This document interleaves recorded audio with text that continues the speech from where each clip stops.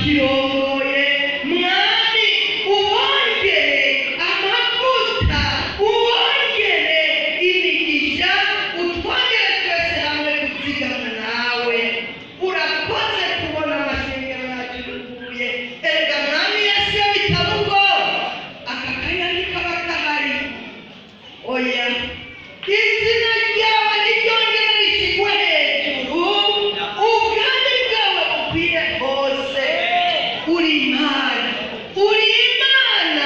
uri imana ntitugire uko twokuvuga turagushimiye turashimiye kandi abateguye iki giteramo n'abakozi bawe mwami ubasiga amavuta ubunguke byinshi kugira mwami igikorwa cyawe kibandanye gitembe turahaye kaze abashyitsi mwana urabaha ahantu uduhezagire ube hagati yabo abashyitsi bumva banezerewe bumva akayaga kawe ariko ikibiruta